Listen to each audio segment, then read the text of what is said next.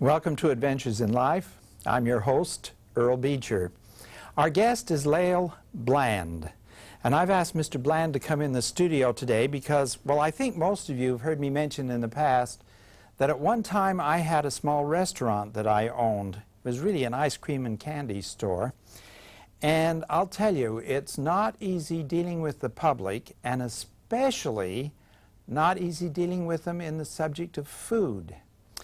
And there's a Denny's restaurant close to where I live, and it's been there for quite a few years, and I noticed that it did extremely well for quite a period of time. In fact, I even knew Vern Curtis, who was the president of Denny's nationwide, and they did well when he was there. And then he took it public to the New York Stock Exchange, and then later they bought back all the shares in a leveraged buyout, a private buyout. We studied that at school when I was teaching it. And then he sold it, and then the next thing I knew, the service kind of went down at Denny's. And recently I went in there and the service was back up. This store was really on the ball. I was curious. I said, what happened? They said, we've got a new manager, owner, franchisee. I'll let him explain it. Anyway, this young man has been able to turn it around. And I said, boy, that is a tough business. I want to get him into the studio and find out what's going on. Well, welcome to the show, Lael. Thank you. Tell me, how you took over the restaurant a few months ago. Well, actually, it's been a while. It's been a year, just about a year. About a year. Yeah. It almost takes that long before the rest of us start coming back and say, hey, this is good again. It definitely does. I've run into several people over these months, and it says, how long have you, owned this place? Because it's really, the service has really improved. They said, we stopped coming for a while, but just by chance, we were in the area, we needed something to eat, we were hungry, and we stopped in. We were really surprised by the changes that have happened here. Yes. Now tell us, how did you said since you've owned it, I picked up that word owned, you own the Denny's? Yes. It's not part of a centralized company-owned chain anymore? Well, I'm part of the chain. I'm a Denny's franchisee, and that I've signed an agreement with Denny's to use their name.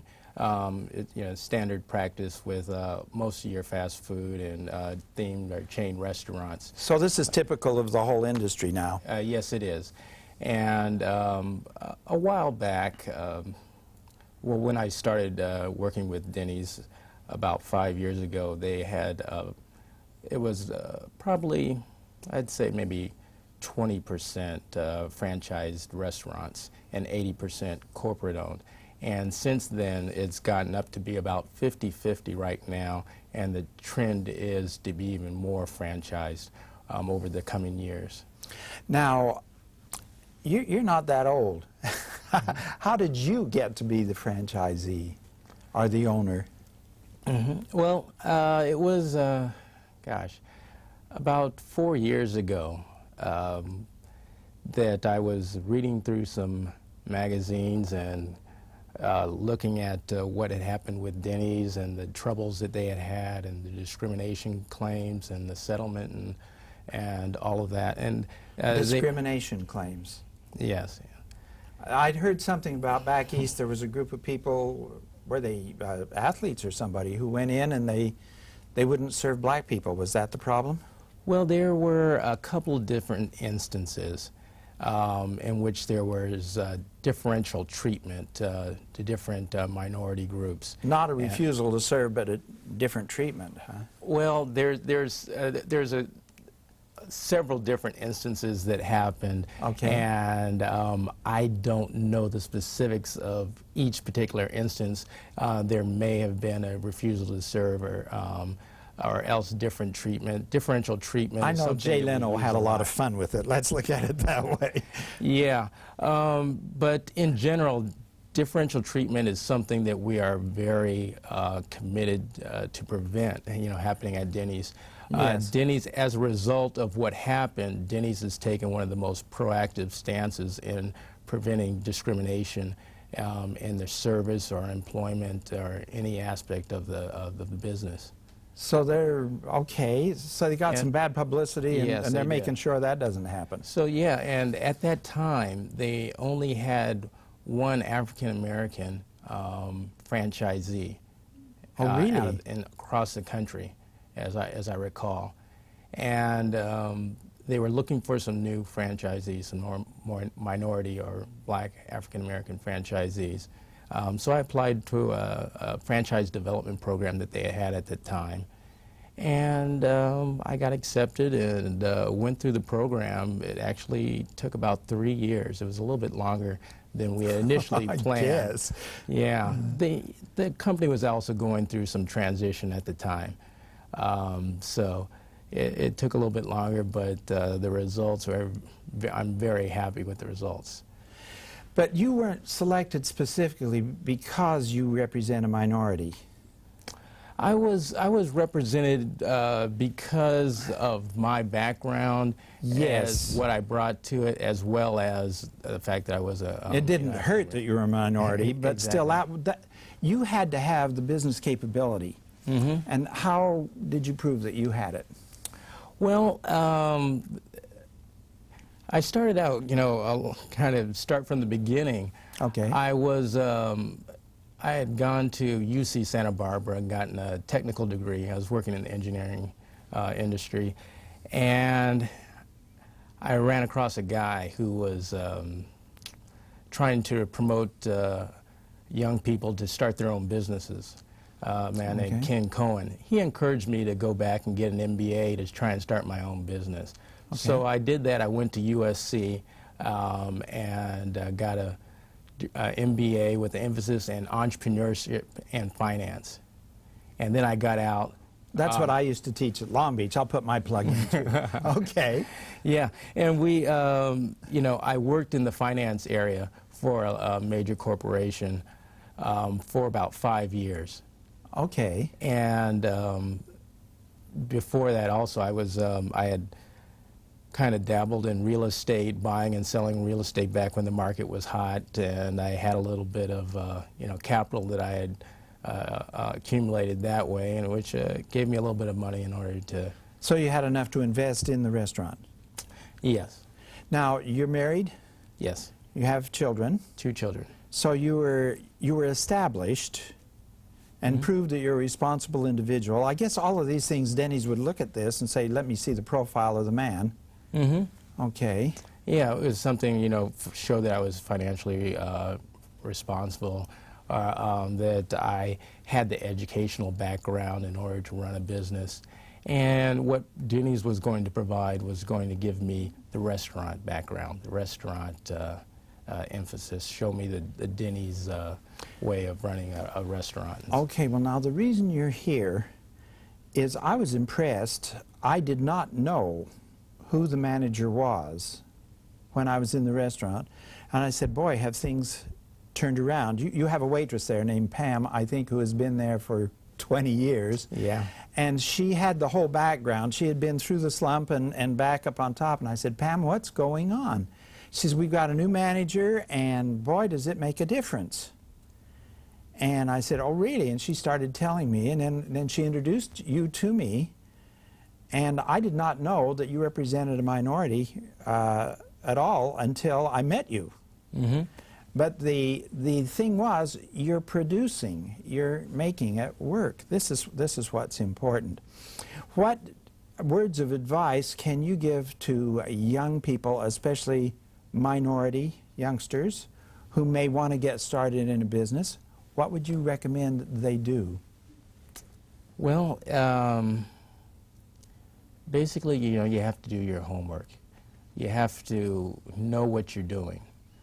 I was equipped with the educational background with the MBA as well as some business experience to know the financial end and the business end of it, as well as I went through the Denny's training program and got the operational side. So I know both the operational side and the business side of it. And that's the kind of thing, is to know what you're going into.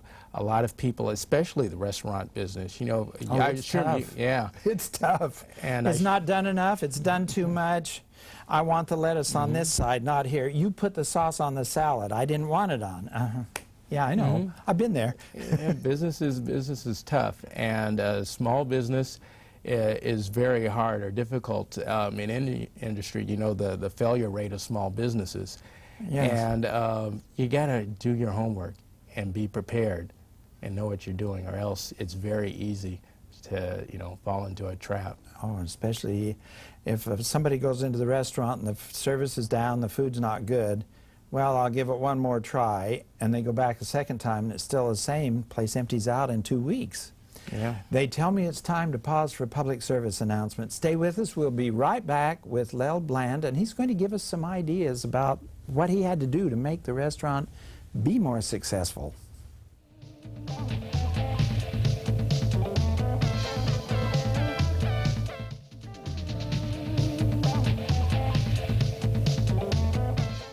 Welcome back.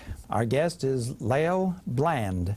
He's a young entrepreneur, and he's chose the restaurant business, which in my opinion is one of the toughest. Lael, tell me, how do you find good people? I know you had Pam and you have Tony. You've got a few people that have been there a while, but there's a lot of turnover in the restaurant business, at least there was in my restaurant. Yeah, surprisingly enough, I've had very little turnover in my restaurant. And I believe that's because that I try and teach the people or treat the people very well. I realize that, as you said, that this is a tough business, and I don't want to make the job even tougher for them. Yeah. I want to make sure that everyone's doing their job, but I also want them to be happy about their job and not being a drudgery. Because when you do that, then you're getting disgruntled employees. You're going to have that turnover. You're going to have that continual problems of trying to find people and train people and train them, and even harder is to find the good people. So now, one of the advantages of it being a franchise situation is you have a set menu and portions. I had real trouble with portions. It was an ice cream and candy store. I made a guy a soda one time, and he says, "Well," and I said, "What's wrong with it?" He said, "Well, the other girl always gives me 3 scoops." I said, "Oh." Yeah, that's what it kind of goes back to a little bit of what I was saying in terms of I got the operational background from Denny's, and working with them for so long, I know their standards, as well as all franchisees should know what's going on, what exactly is the proper way of preparing a particular item, and how much of this and that goes into it. The presentation, the way it appears. Everything. Yeah. It's all I do know dictated. this. There is an advantage.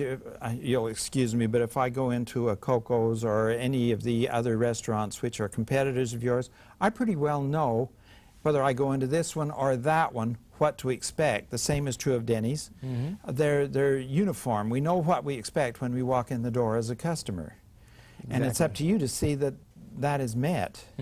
Does Denny's come down and inspect to see that you are following these?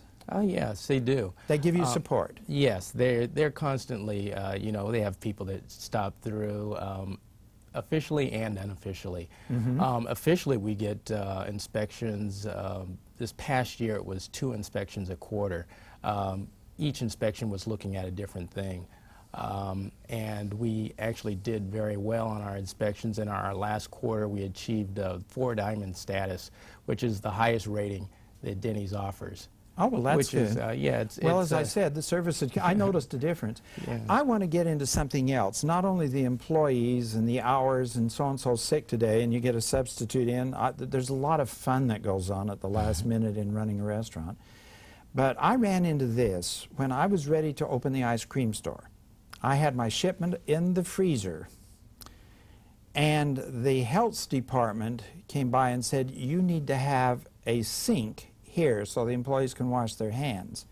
Well, I had 1, 2, 3, 4, 5, 6, 7 sinks within 10 steps. And I said, "I don't really need another one. They can wash their hands in any one of these." "No, we insist. And you will not open the doors until that sink is there." So I said, well, okay. So I ordered the sink, and the fire department came by and said, that is a hallway that is a fire exit. If you put a sink in there, we will never let you open the doors. I said, wait a minute. The health department told me I had to have one. The fire department said, we don't care. You won't. So I went back to the health department and said, the fire department won't let it put it in. Well, that's your tough luck, buddy. You will have it.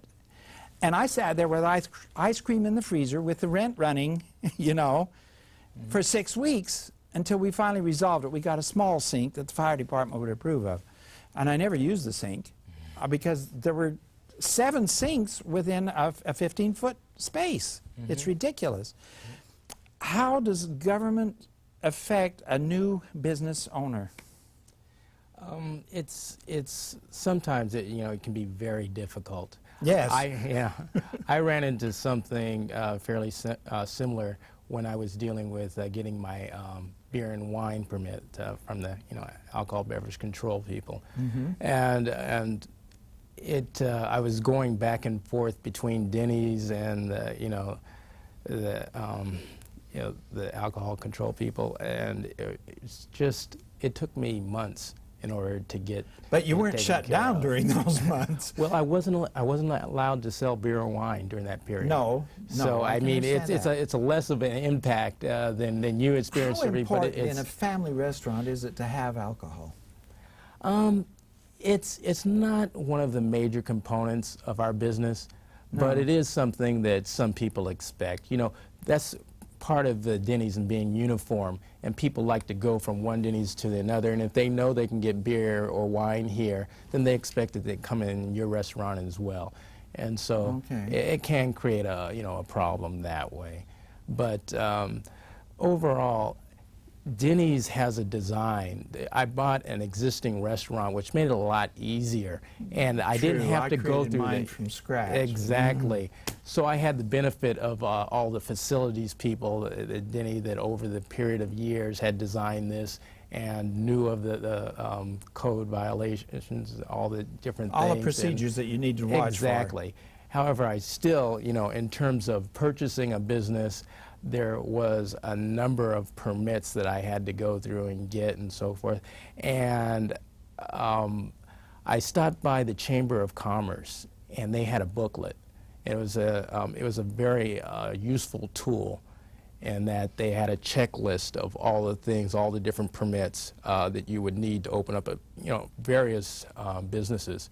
And you would just go down and check those that applied to you, and it had the phone number, and it was a little outdated, and sometimes you'd have to call a couple of times, but at least you knew the department and the permit that you needed to get, and that was very helpful. I can't resist this. I said to my students, okay, you're going to have a degree in business.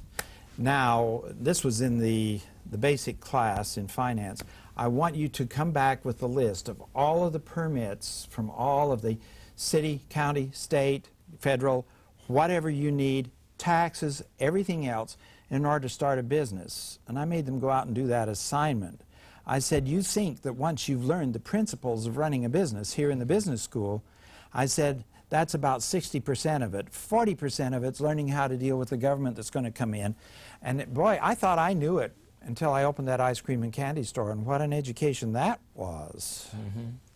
Yeah, and it's something that I still don't remember or recall all the permits I need to get, but no, luckily after I got it there, and and then they once you're on their list, they'll make sure that they remind you of renewing all these things, and so it was a cumbersome task. But with some help from a few different places, I was able to, Now, when you bring a cook in, can you bring in, does a person have to have a background in cooking or being a chef or whatever? Or can you bring them in like bringing me in would be and saying, okay, you're going to prepare all these menus and do all these things. Can you train them from scratch? Yes, you can. Or does Denny's have a central headquarters you can go on? Training for hourly employees is done at the particular restaurants. You're doing the training yourself? Either myself or else some of my people, that I would have a senior cook doing that. it is something that you try and look for the skills that are needed for a person.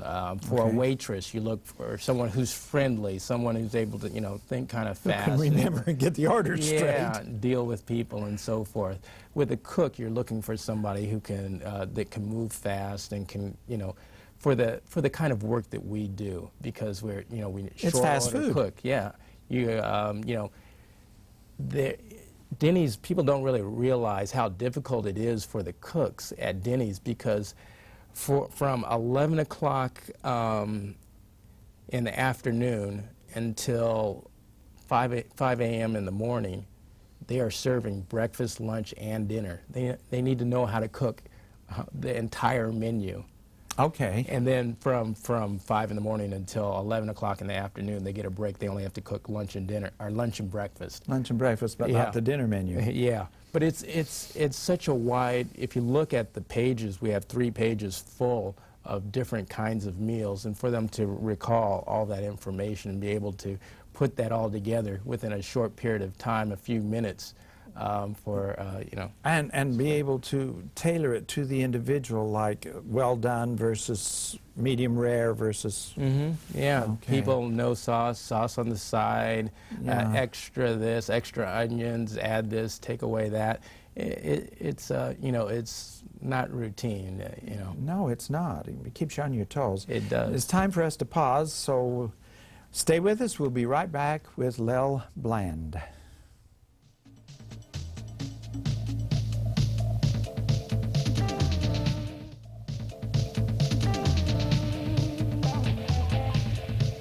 Our guest is Lael Bland.